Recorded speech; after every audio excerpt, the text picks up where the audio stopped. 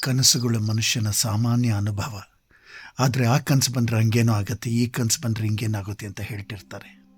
ಅವುಗಳು ನಮ್ಮ ಮನಸ್ಸಿನ ಆಳದ ಒಳಗಡೆ ಬಚ್ಚಿಟ್ಕೊಂಡು ಅದುಮಿಟ್ಕೊಂಡಿರೋ ಆಸೆಗಳು, ಭಯಗಳು ಮತ್ತು ಅಪ್ರಜ್ಞಾವಸ್ಥೆಯಲ್ಲಿರುವ ತಳಮಳಗಳು, ತಿಕ್ಕಾಟಗಳು, ಒದ್ದಾಟಗಳು.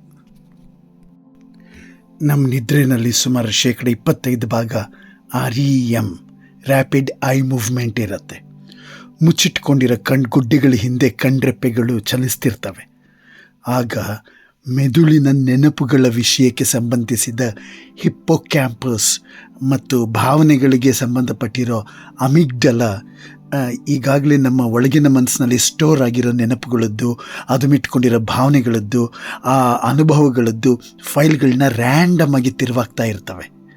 ಆವಾಗ ನಮ್ಮ ಮೆದುಳಿನಲ್ಲಿರೋ ನ್ಯೂರಾನ್ಸ್ ಎಲೆಕ್ಟ್ರಿಕಲ್ ಮತ್ತು ಕೆಮಿಕಲ್ ಸಿಗ್ನಲ್ಸ್ನ ಜನರೇಟ್ ಮಾಡಿ ಟ್ರಾನ್ಸ್ಮಿಟ್ ಮಾಡ್ತಿರತ್ತೆ. ಮೆದುಳಿನ ಆ ನ್ಯೂರಲ್ ಚಟುವಟಿಕೆಗಳೇ ಒಂಥರ ನಿಜವಾದಲ್ಲದ, ಕೆಲವು ಸಲ ಇಲ್ಲಾಜಿಕಲ್ ಆಗಿರೋ ಕನಸುಗಳ ಲೋಕನ ಸೃಷ್ಟಿ ಮಾಡ್ತವೆ.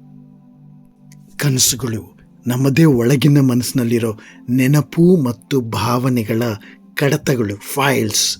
ಮಾಡೋಕ್ಕೇನು ಕೇಮೆ ಇಲ್ಲದೆ ಈ ಹಿಪ್ಪೋ ಕ್ಯಾಂಪಸ್ ಮತ್ತು ಅಮ್ಮಿಕೊಂಡಿಕ್ಕಿರಕ್ಕಾಗ್ದಿರೋ ಅಮಿಗ್ಡಲ ಮೆಮೊರಿಯಿಂದ ಆ ಫೈಲು ಈ ಫೈಲು ಎಲ್ಲ ರ್ಯಾಂಡಮ್ ಆಗಿ ತೆಗೆದು ಚೌಚೌಬಾತ್ ಮಾಡಾಕ್ತವೆ.